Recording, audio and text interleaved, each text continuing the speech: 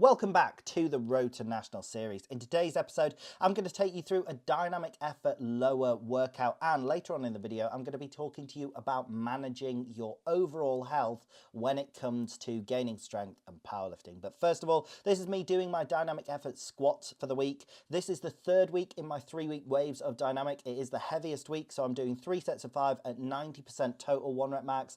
41% of my 1 rep max is coming from the bar weight, and 49% is coming from the band tension to make the 90% in total. These went pretty well. I have been working through a knee injury, and dynamic squats massively aggravated my knee a week ago, so I've been trying hard to manage my knee injury, particularly when doing them for this session as well. I was fearful that these dynamic effort squats were going to aggravate my knee. However, this is the next day at the time of recording this voiceover and my knee feels fantastic. So definitely a successful dynamic squat session. Now, talking of something that isn't successful, moving on to the accessories, I was trying to overload my hip extensions even heavier, and I think the way forward is with a dip belt, but I could not get it to work. I couldn't fit through, and after faffing for about 15 minutes, I had to give up and just do 50 kilo hip extensions with the plate. However, I can do this for a lot of reps. I do them for sets of 15 here because I fatigued my back trying to set up that thing before,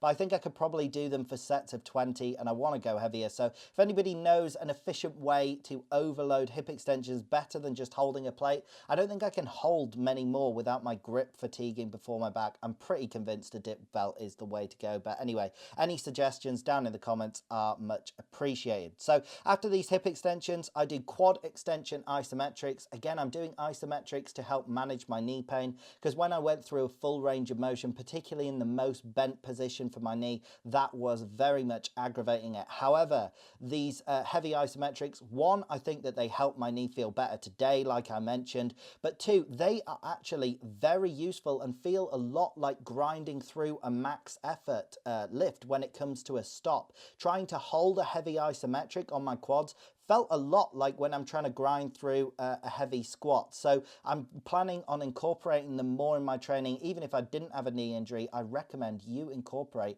heavy isometrics into your training. These right now were fantastic. You can't even see how hard it is for me to do because it just looks like it's sitting still, but honestly, it was very challenging even right from the beginning. So after these, I've got calf raises and then hip abductions to end the session off. So whilst those are playing in the background, I'm going to talk to you about managing your health. So this is probably not the most interesting topic for you to be listening to.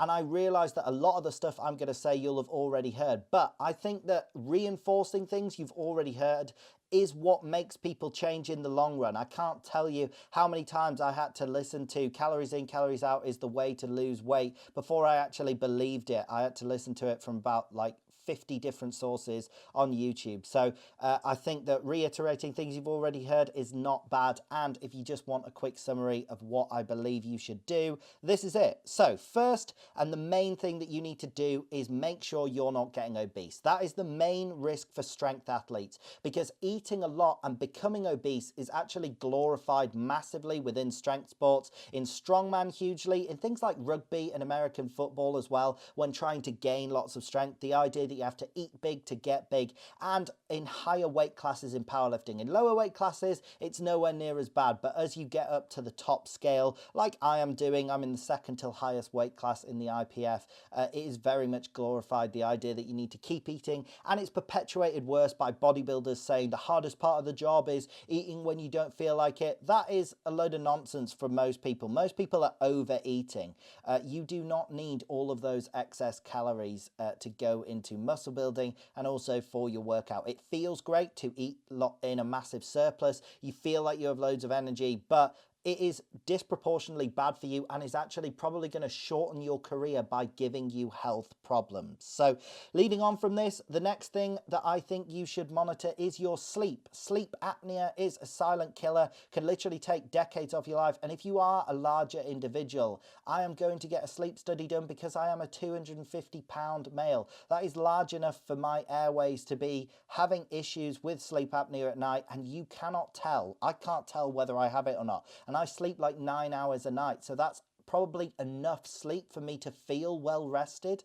so my sleep apnea could go undiagnosed. I don't know whether I have it or not, but I definitely recommend you make sure you're getting high quality sleep and check to see if you have sleep apnea if you are a larger individual. So the next thing, leading on for this, I just want to touch on this quickly, but obviously the elephant in the room is super supplements. If you are on them, they can cause a massive array of health issues. Even if they get the desired effect you want to make you bigger and stronger, that can lead to things like sleep apnea. So I recommend you get your blood work done to assess your individual needs. And I actually recommend this for everybody, whether you are enhanced and using super supplements or not.